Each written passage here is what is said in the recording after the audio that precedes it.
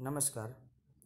આવનારી police constable, લોકરક્ષક, PSI, PI, API વગેરેઓની પરીક્ષામાં કાયદાના 15થી 20 પ્રશ્નો પૂછાતા હોય છે.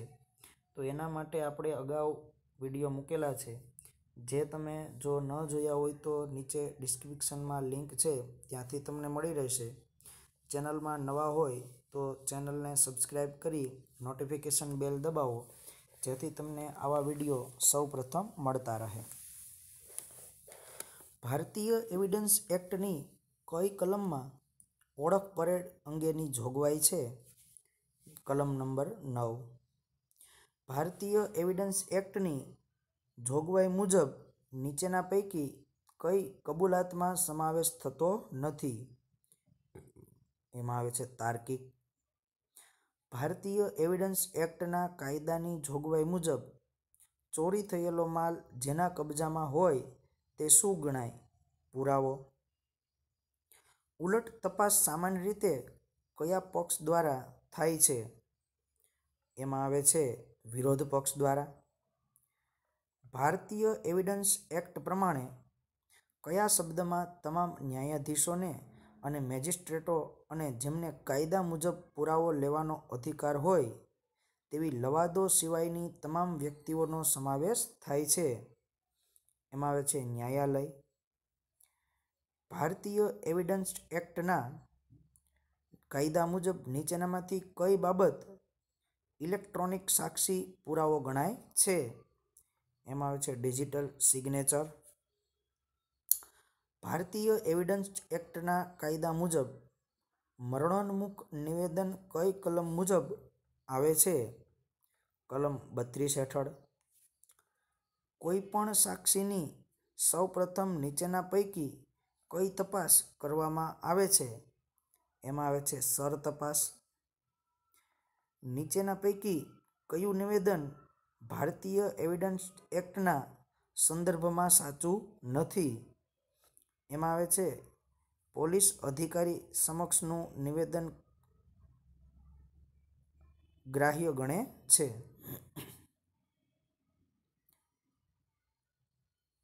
ત્યારબાદ કોઈ પણ ભારતીય બંધારણને સમજવાની ચાવી બંધારણમાં ક્યાં આપવામાં આવેલ છે? એમાં આવે છે આમુખ. કોઈ રાજ્યમાં રાષ્ટ્રપતિ શાસન ભારતીય બંધારણની કઈ કલમ મુજબ લાગુ પડે છે? એમાં આવે છે 356. ભારતીય બંધારણની પ્રથમ સભાની અધ્યક્ષતા કોણે કરી હતી?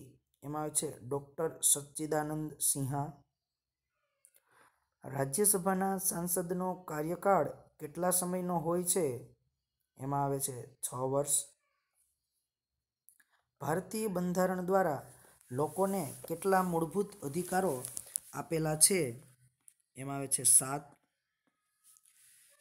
કયા દેશનું લેખિત બંધારણ વિશ્વમાં સૌથી મોટું છે? ભારત. મૂળભૂત કર્તવ્ય ભારતીય બંધારણના કયા આર્ટિકલમાં સમાવેશ કરવામાં આવેલ છે? 51 અ. કયા ભારતીય સંસદમાં શેનો સમાવેશ થાય છે? એટલે કે ભારતની સંસદમાં શેનો સમાવેશ થાય છે? એમાં આવે છે રાજ્યસભા, લોકસભા અને રાષ્ટ્રપતિ. રાષ્ટ્રપતિ બનવા માટે નીચેનામાંથી કઈ લાયકાતનો સમાવેશ થતો નથી? એમાં આવે છે સરકારમાં કોઈ હોદ્દો ધરાવતો હોવો જોઈએ. રાજ્યસભાના અધ્યક્ષ કોણ હોય છે? એમાં જવાબ આવે છે ઉપરાષ્ટ્રપતિ. ભારતીય બંધારણ મુજબ 2 સત્ર વચ્ચે વધારેમાં વધારે સમયગાળો કેટલો હોવો જોઈએ? 6 મહિના. ભારતના કયા રાજ્યમાં નાણાકીય કટોકટી લાગુ પડતી નથી? જમ્મુ કાશ્મીર. ભારતીય બંધારણના કયા આર્ટિકલ મુજબ ચૂંટણી પંચની રચના કરવામાં આવેલ છે? 324. ભારતની સુપ્રીમ કોર્ટની ઓફિશિયલ ભાષા, આધિકારિક ભાષા કઈ છે? એમાં આવે છે અંગ્રેજી. નીચેનામાંથી હાલમાં કયું નવું રાજ્ય બનાવવામાં આવ્યું છે એમાં તેલંગાણા. ચૂંટણી પંચના અધ્યક્ષની નિમણૂક કોણ કરે છે? રાષ્ટ્રપતિ. સંસદ સભ્ય બનવા માટે ઓછામાં ઓછી કેટલી ઉંમરની જરૂરિયાત છે?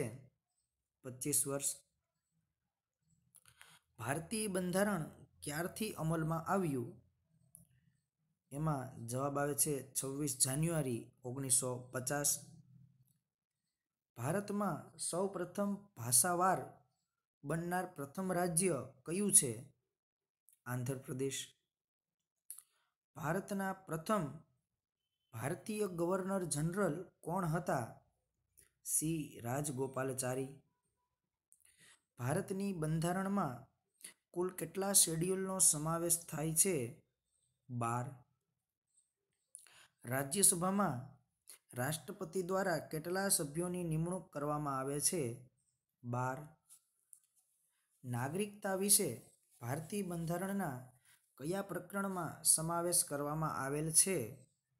દ્વિતીય. ભારતીય બંધારણમાં કેટલી ભાષાનો સમાવેશ કરવામાં આવેલ છે? 22.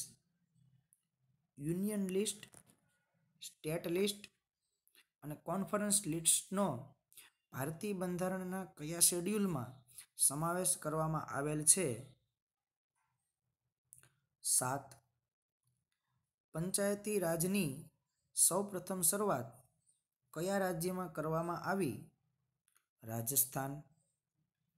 ઇન્ડિયન પિનલ કોડની કઈ કલમ મુજબ સરકારી કર્મચારીને ફરજમાં રૂકાવટ બદલ શિક્ષાની સજાની જોગવાઈ છે? એમાં આવે છે કલમ નંબર 186. ઇન્ડિયન પિનલ કોડમાં આત્મહત્યાના દુષ્પ્રેરણ માટે વધારામાં વધારે કેટલી સજાની જોગવાઈ છે? 10 વર્ષ. ઇન્ડિયન પિનલ કોડના નીચે બતાવેલ કલમો પૈકી કઈ કલમ પોલીસ અધિકાર બહારની છે? કલમ નંબર 323.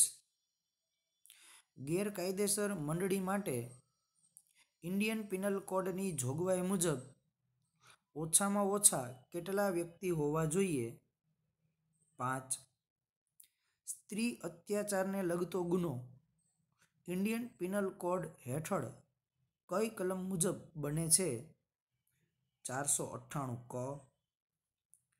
ઇન્ડિયન પિનલ કોડમાં જણાવેલ કલમમાંથી કઈ કલમ મોતની સજાની જોગવાઈ છે?